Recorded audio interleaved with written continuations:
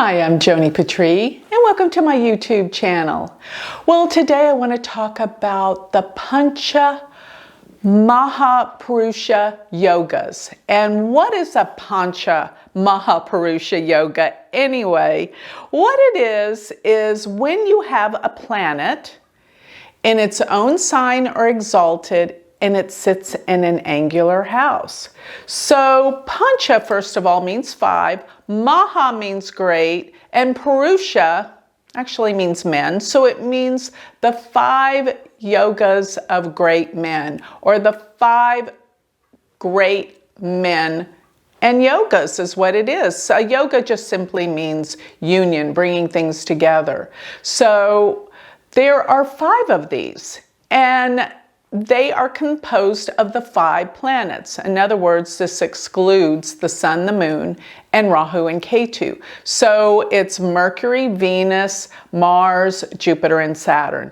Whenever you have one of these planets in an angle and it's in its sign of rulership or exalted, that planet becomes who you are, essentially.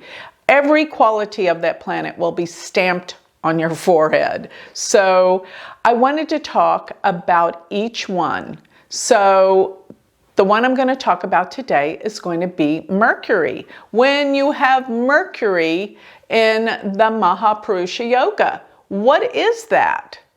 That's called a Bhadra Yoga. So you see, each of them have a specific name. So a Bhadra Yoga is when you have Mercury in its sign of rulership, exalted, and in an angular houses. So what are the signs of exaltation and rulership? So Mercury is exalted in Virgo, and its sign of rulership is Gemini. And also, Mercury's sign of rulership is also Virgo. So there's only 2 signs for Mercury it could be in to have the Mahapurusha Yoga. In other words, the Bhadra Yoga. So what houses are the angles, or as we call them in Vedic astrology, the Kendras? These are houses 1, 4, 7, or 10. We call these the angles, but Kendra actually means the center. It's the center of the chart. And when you look at the North Indian style charts, you've got that diamond in the middle. These will be the Kendras because they're the most powerful houses. They make things happen. When you have planets in these houses, that planet and its energy will dominate your life. But let's talk about Mercury. What does it mean if you have it in the 1st, if you have it in the 4th house, if you have it in the 7th house, or you have it in the 10th house, and it is in either of the signs, Gemini or Virgo, you've got a Bhadra Yoga. That is a powerful, powerful yoga that will expand everything that Mercury's about. So what is Mercury about? Communications. Yes, it's about how we communicate, how we get our message across to the world. And Mercury is also about learning and intelligence. People with the Bhadra Yoga are extremely intelligent. And I often say people that have Mercury in Gemini can be very funny, because in order to be funny, seriously, you have to think fast.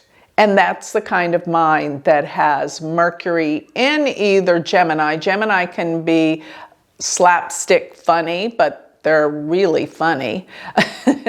And when Mercury's in Virgo, they can be very cynical, intelligent, but witty. It's sort of like a dry sense of humor when Mercury is in Virgo. But both these placements are so highly intelligent, and they know how to communicate so well. Mercury in the 1st house, that's who they are, highly intelligent. Mercury and Virgo in the 1st house are going to be extremely smart and witty and focused when it comes to any intellectual endeavor. If you have Mercury in the 4th house, this is the soul. This is the essence of the chart. This is the deep side. Highly intelligent. Somebody who thinks methodically, powerfully. Remember, it can be in either Gemini or Virgo. If you have it in the 7th house, the 7th house reflects back to the 1st. So it's like this is a reflection of who you are. Plus, you'll be very drawn to highly intelligent partners.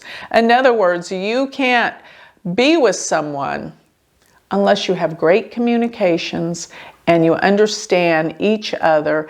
And most of all, with Mercury being in the 7th house, you're going to find that your partner is very smart, very, very, very smart. So that's one thing. Now, Mercury being in the 10th house, this is profound because it's going to reflect your intelligence around your work and your reputation and how you appear to the world.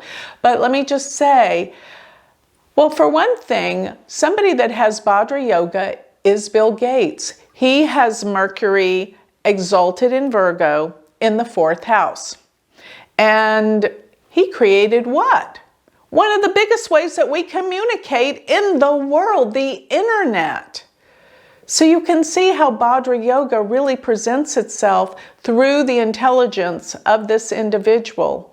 And another thing Mercury deals with is travel. So these will be people that travel extensively throughout their life. Communicate well, high intelligence, always thinking ahead, futuristic. But they learn quick and they love to learn, always reading, always writing, always communicating, always spreading information. That's what Mercury, Bhadra yoga will do for you. It is extraordinary, and anyone that has this is extremely lucky because they have the gift of intelligence, the gift of gab, communications, and the mind, and they travel the world. So with that, I'd like to close. I hope that you can see things more clearly through looking at your chart and seeing if you have any of the Mahapurusha yogas, especially from the Bhadra yoga vantage point. So with that, I'd like to close. Remember, if you would like to learn Vedic astrology, take this to the next level. Check out my university, which is University of Vedic Astrology.com, and we're starting a new semester January 27th for the first semester. Join in and you're going to learn many of things of this nature that will definitely give your life purpose and guidance. And if you want to sign up for my newsletter, go to galacticcenter.org. Don't forget to check out my jewelry line, and you will be delivered all of my predictions in your email address. So with that, I'd like to close. Thank you.